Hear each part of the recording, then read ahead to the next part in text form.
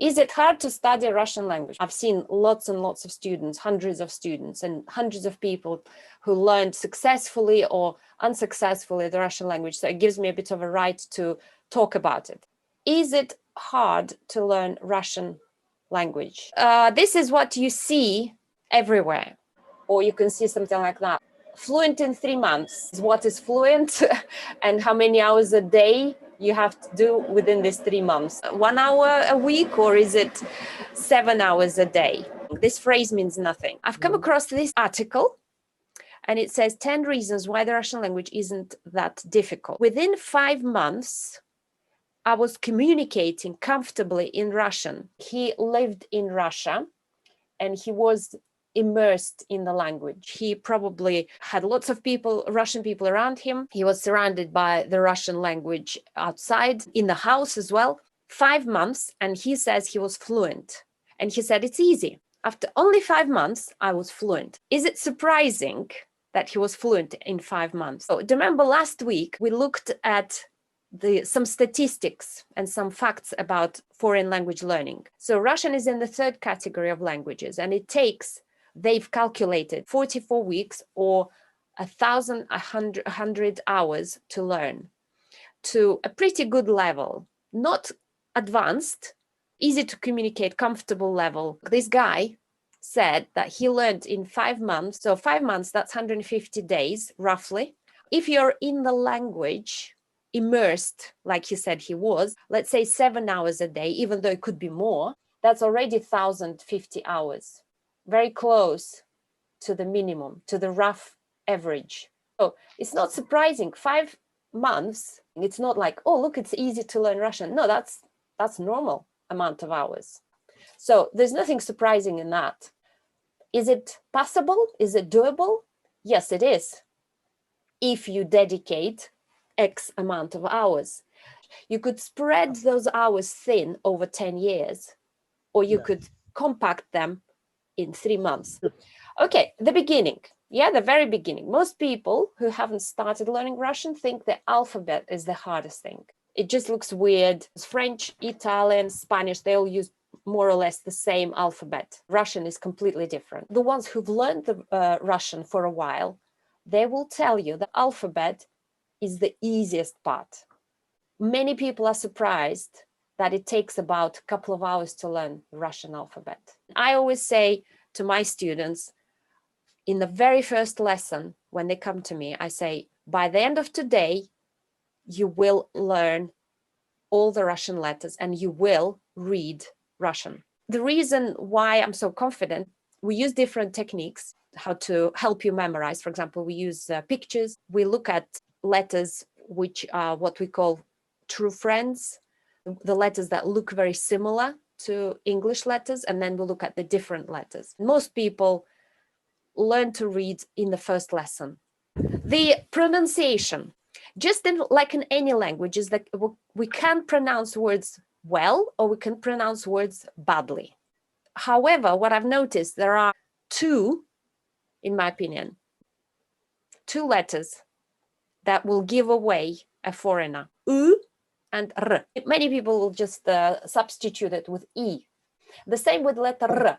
We have English variation, we have R, we have French pronunciation R, we have German, we have Spanish, and we have Russian, and all 5 are pronounced completely different. These 2 letters are the most difficult. The rest you can pretty much get away with, but these I would practice. Another difficult bit is consonant clusters. It's many more consonants together.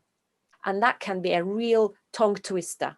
You see them straight away in the first lesson because the first word you learn is hello, a nightmare to pronounce. Здравствуйте. Oh, it is very complicated. And that can be very off-putting and very frustrating. Another word, достопримечательности. Grammar is a separate topic. The difficulty here, especially for the English speakers, is the system of declensions. If a person is starting to learn a language, a Russian language, and he's never learned any other languages which have declensions, like German, for example, they will really need to understand what it's about, how it's affecting the language. It's quite elaborate and it's quite complex, this declension system, because not only nouns, pronouns, but also adjective, demonstratives, numerals, and other particles are all declined for 2 grammatical numbers, for plural, singular, and for 6 grammatical cases. That's why Russian is one of the most complex languages, because it has that number of variations, number of choices. You can't not invest time. You absolutely have to spend time on it. So you need to have that time, first of all, and then you have to organize your time. So another hard thing is conjugations. So the conjugation is to do with the verbs. So there are 3 conjugations in relation to tenses. So there's present, past, and future. And in total, there are 6 endings to learn. Although those 6 endings are quite consistent throughout the language, there are always exceptions.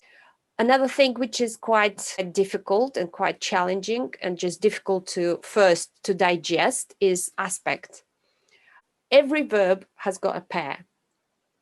One means completed action and one means either continuous action or repeated action. When you're a beginner and you learn verbs, you learn like basic verbs, читать, говорить, писать. So you've learned the verbs and you think that's it. And then when you go to the more advanced stage, then you find out that actually all those verbs that I've learned, they have pairs. So I also have to learn the pair. Yeah. And then another hard thing that the students find is verbs of movement. And then you also have prefixes, of course. Лена, привет. Привет. Ну, посижу чуть-чуть, да, у меня сейчас... Ну, ладно, посижу. Ну, давай, посиди чуть-чуть, посиди. Last one, final one, is the Russian vocabulary. There are approximately in Russian 150,000 words, and in English 400,000 words. English, of course, is very absorbent. There's lots of words from other languages constantly enter English language. Doesn't happen as much with Russian, not as much as with English. And it's true, if you look at the text in Russian and then compare it to the text in English, the text in English physically will be longer. It'll take more space on the page. So difficult. Yeah. So why bother with the Russian? Why people bother learning Russian if it's so difficult? Well, despite its difficulty, Russian might be worth an extra effort to learn. It's an extremely politically and culturally relevant language. It's nice to visit Russia, isn't it? It's nice to see it. There's Russians everywhere. There's lots of Russians now traveling around, speaking Russian. Look at us, we're here in the UK.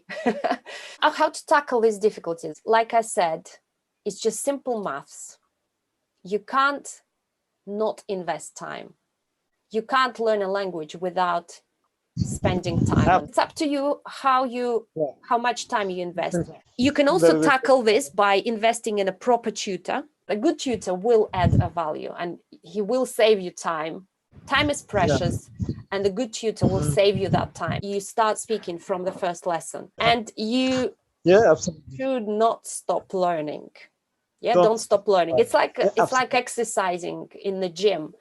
If you stop exercising, you'll have to start all over again. So here I say thank you to you for listening, and my name is Olga Makarenko. Это мой номер телефона. On this website, we have a blog. You can find lots of little tips, activities for you to practice to learn Russian. Ну все, на этом я закончила. Теперь мы можем просто поговорить, задать вопросы.